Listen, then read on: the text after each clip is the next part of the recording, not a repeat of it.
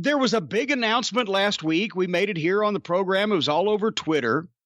Everybody in the world talking about it, that the big return to studio wrestling that the National Wrestling Alliance, the NWA, is perpetrating will be in Atlanta, Georgia on September 30th and October 1st. And I am going to be one of the announcers, one of the fine commentators on that program when studio wrestling returns. And by the way, I'm at the VIP meet and greet on October 1st. It may be fruitless at this point to even try to get tickets. Because there's so many, they're so limited to begin with, and the VIPs were almost gone. But follow the NWA on Twitter at NWA, and they will let you know. You can see the 10 Pounds of Gold series. You can see the videos that I've shot talking about studio wrestling history and various things there anyway. But you can find out if you can still get in. I doubt it. But Brian, to say, I mean, most normal people, the people who use their left and right turn indicators and listen to the experience and the drive-through, the members of the cult of Cornette, the people who can see through Donald Trump, all the normal people in the world, the wrestling fans, they loved it. They loved it. But there's that sub-segment again of these whiny little pissy-ass wrestling fans of modern day. They were just, oh my God, oh, Jim Cornette's going to be, well, we can't watch that. Oh, I'm the most unpopular person with them. How can it be, Brian, that on one hand, people can look up to me as a shining light, a beacon of hope, a savior of the pro wrestling industry, as they rightfully should. And on the other hand, must be the left hand, it's on the wrong side. On the other hand, you got these people who think, oh my God, he's the most horrible human being in the world. Like I somehow was the worst subhuman species that, you know what somebody called me on Twitter? They called me a cisgendered white male. Now I don't have a fucking clue what that means, but it does not sound complimentary. But the vehemence and the level of hate. And I just don't understand it, Brian, because, you know, we raise money here for charity. We contribute our time and efforts to help other people and to publicize great things from the past and present that have happened. Could it be that it's because we speak too much truth about some of the people that these folks just love and worship and just think are the greatest things in the world, and that's why they get their panties in such a wad up in their taint to where it just affects their mental capacity? Could that be it? I think that's a safe bet that that's a large part of it, yes. Is it just because they can't get over the idea that wrestling is not a fucking high school drama class or not a fucking comic convention cosplay contest, or we don't all get to participate, we don't all get to be included, we don't all get to play because you have to somewhat resemble a professional athlete first? Could that possibly be it? I'm just wondering, is it just that they're so offended that, what do you think? Let's say the Delta airline pilots.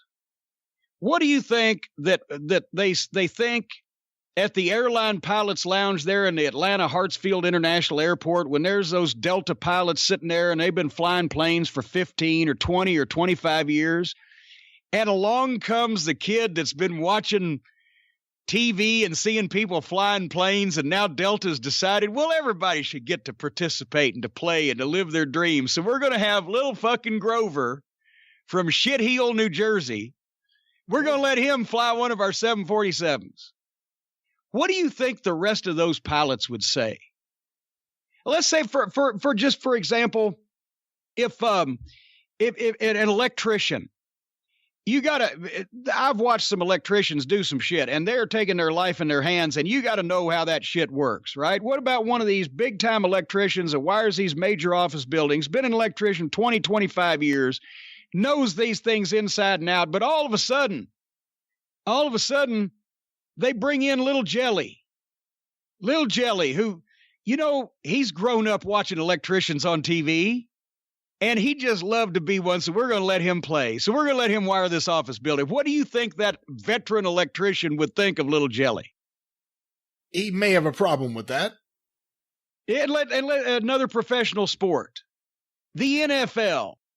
Let's just say that all those top athletes fought through college and fucking ran into people head first over and over again to get to the NFL, where they can make tens of millions of dollars and they can excel at their chosen profession, which also happens to be an athletic endeavor. And they can be viewed as the cream of the crop and they can draw big crowds. But you know what?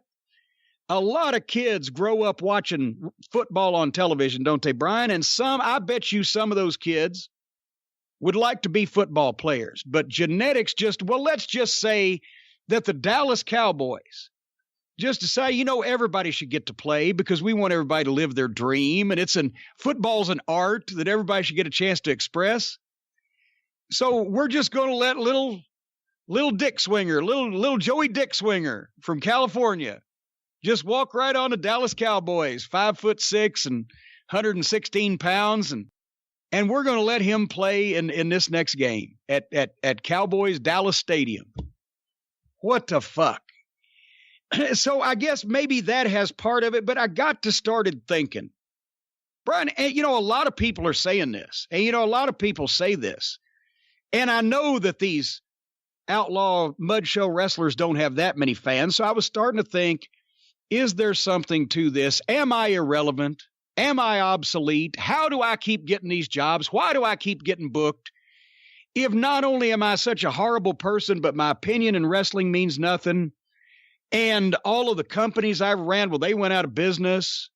And I'm just and I hate younger wrestlers. And I just want everything to be the way it was in the 70s.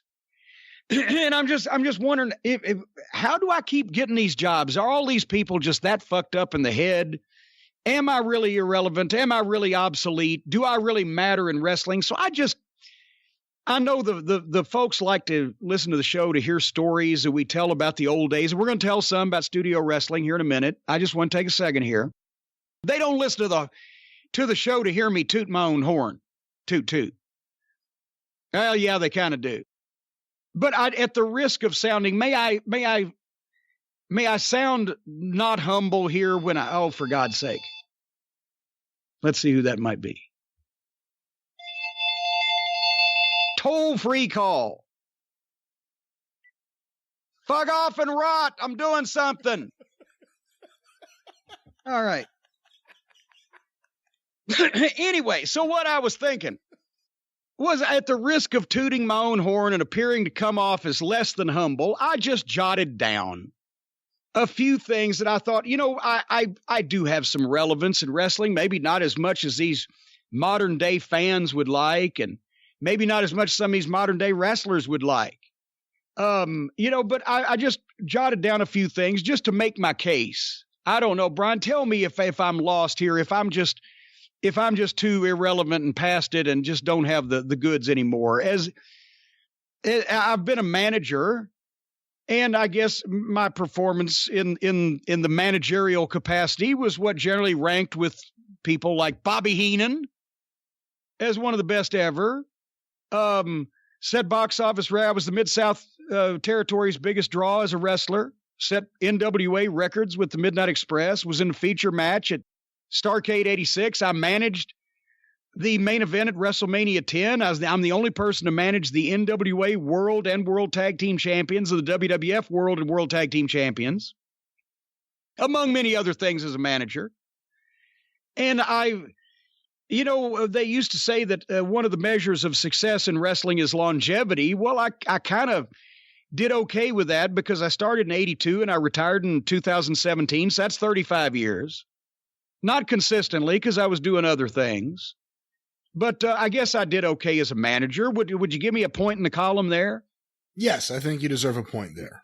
Well, maybe just a point. As an announcer, let's say that one of these wrestling promotions is not looking for a manager because I'm retired anyway, but they're looking for an announcer. Well, I guess I've done okay doing Crockett Promotions syndication, doing TBS cable and pay-per-view, WWF Raw and syndication and pay-per-view. I was the color guy on the SmackDown pilot. Michael Cole led me through that one. I've been either the play-by-play guy or the color guy for Ohio Valley Wrestling, Major League Wrestling, Ring of Honor, the NWA television, pay-per-view. And I've done that for 33 years for pretty much, and I didn't do commentary in TNA. Mike Tenay and Don West did a fine job. So that would be 33 years. Not bad for a greenhorn. Do I get a point for that? I'll give you a point. Okay. As Booker, besides the WCW creative team, I was appointed by Ric Flair, or the WWF creative team, where I was chosen directly by Vince McMahon, or I was a Ring of Honor creative with Delirious. I booked Smoky Mountain Wrestling for 4 years and OVW for 6 years solo. So that's 500 plus solo hours of television, 1,000 plus live event house shows over a 23-year period, until I determined that I'd rather have my balls nailed to a step stool than book any more wrestling.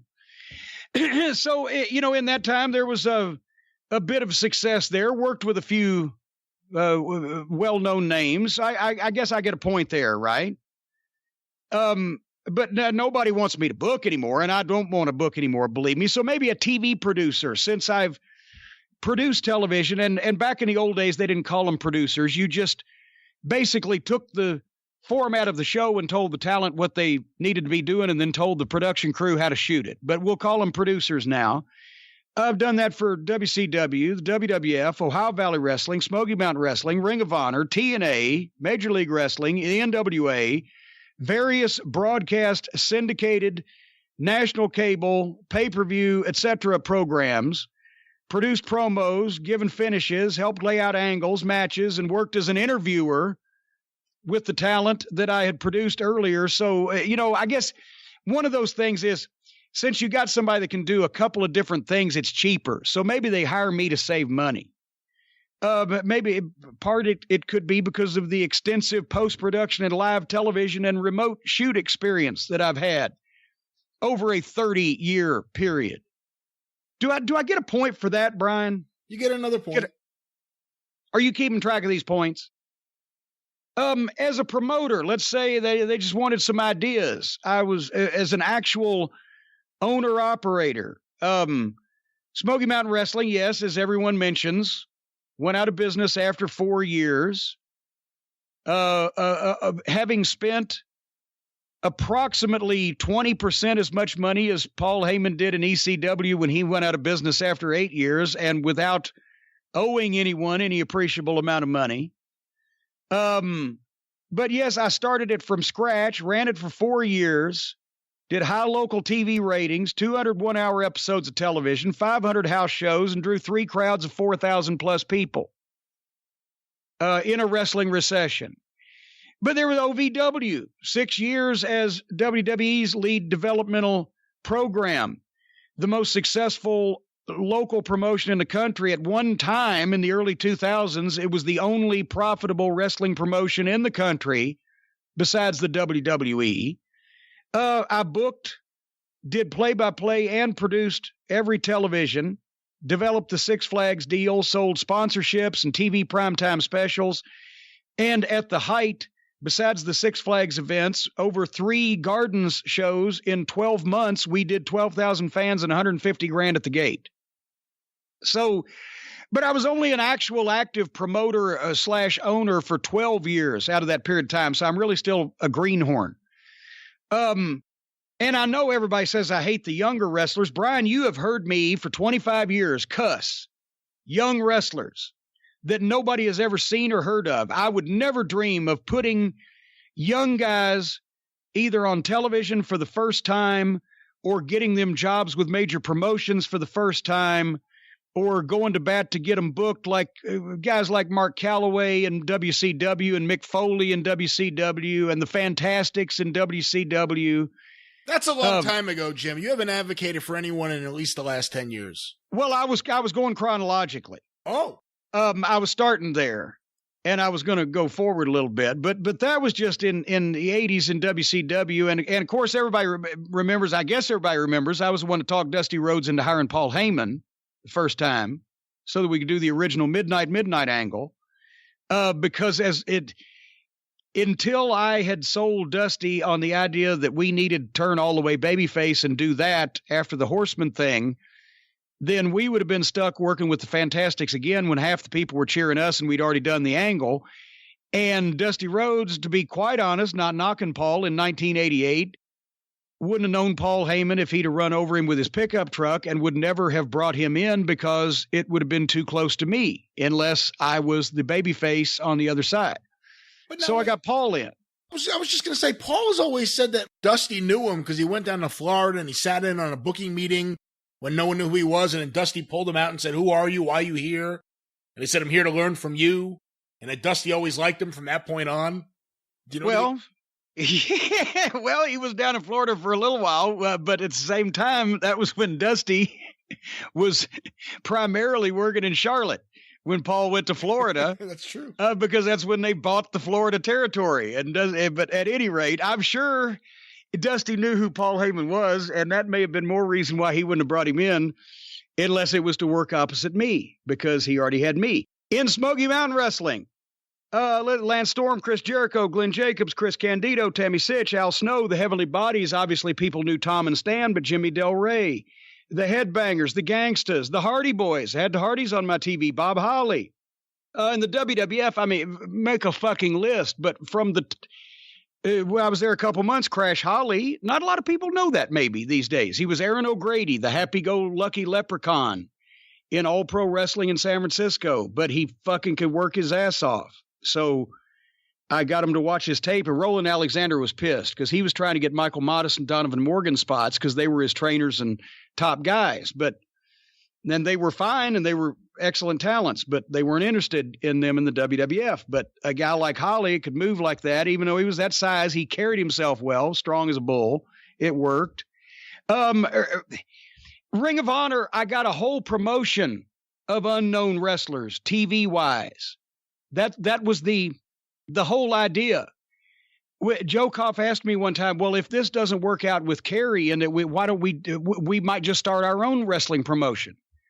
And I told him, you can't, because at that time, the only between who was under contract to the WWF, WWE, and who was under contract to TNA, and who was under contract to Ring of Honor, the best proponents of the style that we wanted Ring of Honor to perform were already working in Ring of Honor. Davey Richards, Eddie Edwards, Roderick Strong, the fucking Briscoes. And we picked up, and Delirious was always looking for new guys. Adam Cole and Kyle O'Reilly from the start, when they were 19 or 20 or whatever, we targeted them to move up over a couple-year period. The problem with the young wrestlers who are so upset that I hate them is because they're not serious about their fucking business, just to be quite honest. We found guys that were serious about the business. And so in Ring of Honor, I viewed that as a whole promotion of unknown wrestlers, because as long as they had not been portrayed in a negative light or as losers on television, it could be a brand new product. And it was but then you had to get stars to put them over, guys that had WWF or national TV credentials and could still go at that level, the Haas's and Benjamins and Rhinos and Lance Storms. And when the average fan who's new to that product sees this new guy that they've never seen before named fucking, Eddie Edwards beating Lance Storm or whatever the case, then okay, this is a guy. I'm sleeping on this guy. I didn't know he was a big deal. He is. You have to do that. You have to have a mixture. But, and I'm proud to say that Bill Behrens was handling his business, but I'm the one that signed Jay Lethal in Ring of Honor because he was one of the most outstanding performers in the business at the time, and he still is. And I wanted him to be a part of that. As far as Ohio Valley Wrestling, we've blown that horn many times before. Everybody from Cena on down, whether they were signed by the WWE and sent there, whether we found them in our camps, I was a proponent of all those guys that took the business seriously and could learn and respect it and get over. And so as trainer and talent scout, 31 years, not bad, not bad. Do I get a point? Give you a point. Just a point? Okay. Here's what, as a wrestler, people say, well, he's just a fucking manager. He ought to have to take the bumps, blah, blah, blah. As a wrestler, I wasn't an ex-wrestler that became a manager like most all the other managers. Poor me and Jimmy Hart. We had it rough because we had to learn this shit on the fucking fly. And Jimmy was just a tad bit older than I was.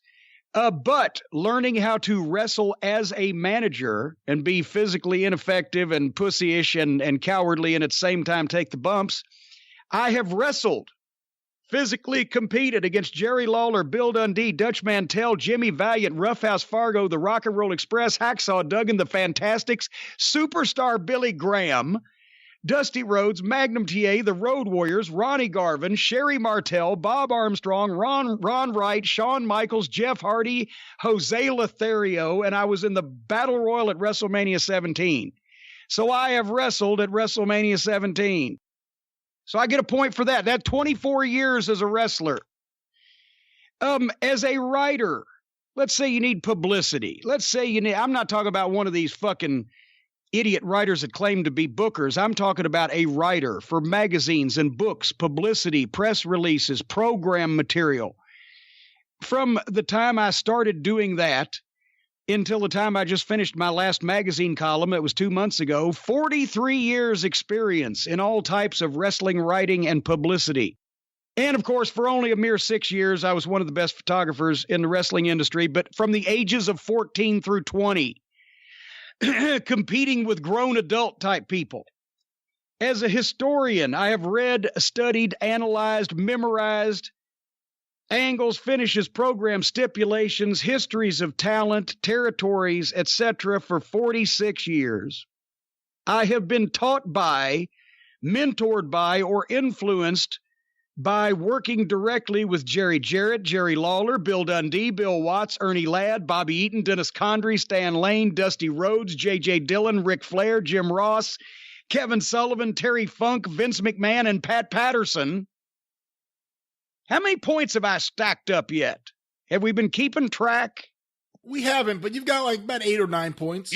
And as far as and I'm only one man, but after all of that experience in all of those various facets, I still manage to, there's a few things that I don't do. Maybe this explains why an irrelevant, ignorant fuck such as me, a horrible human being such as me, still keeps getting all these jobs that I will agree to take.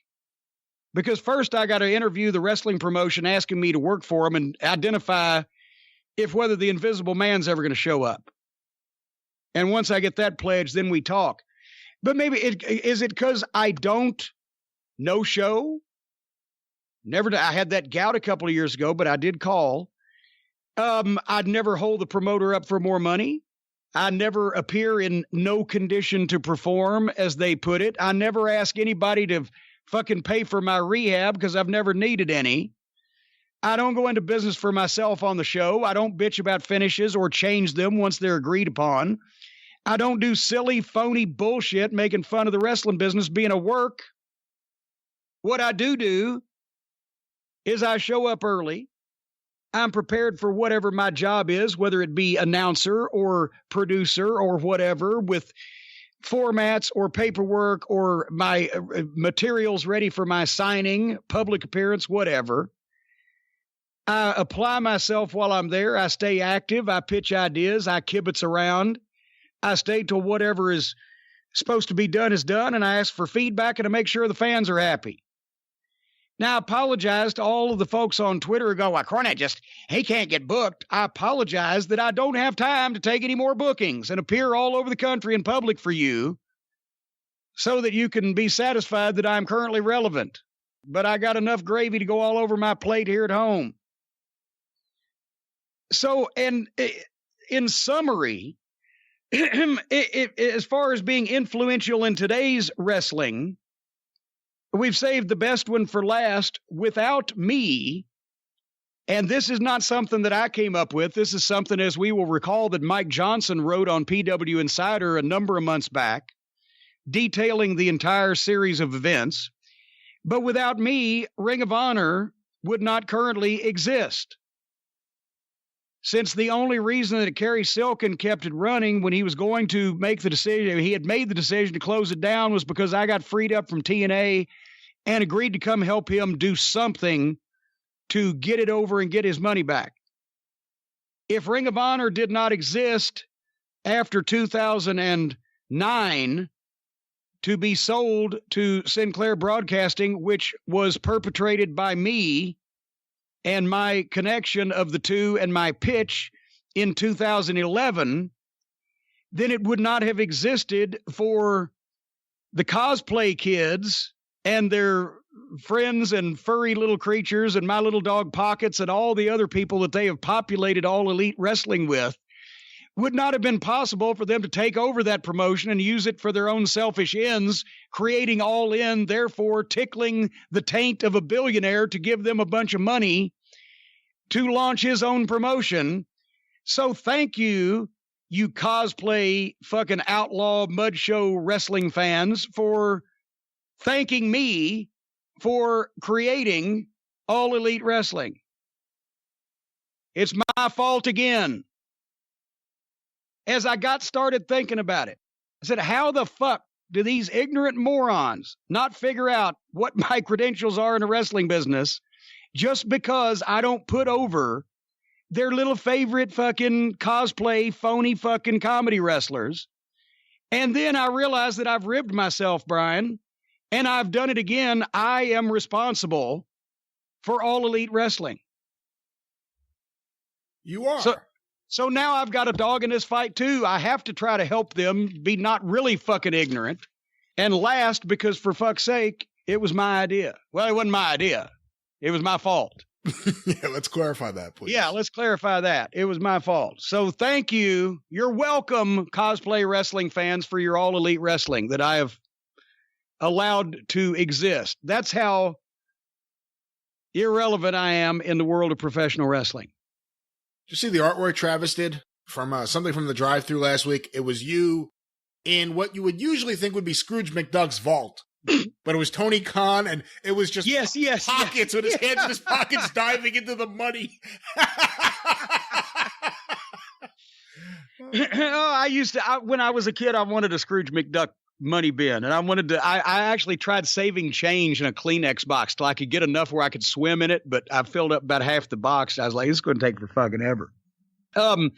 But anyway, how can I possibly know more about wrestling than fans on the internet, the deathmatch wrestlers, and some cosplay wrestlers that are in love with the smell of their own farts? How can I possibly? I don't know. And I didn't even mention financially. I didn't want to be gross and flout my, in this case, it would be flaunt my income. But when some of you fucking kids have made $100,000 a year or more for, say, 30 out of 37 years in the wrestling business, and 3 of those you took off on purpose, come back and see me. And by the way, the last 2 years are in my top 5 for whatever fucking reason. I have no idea.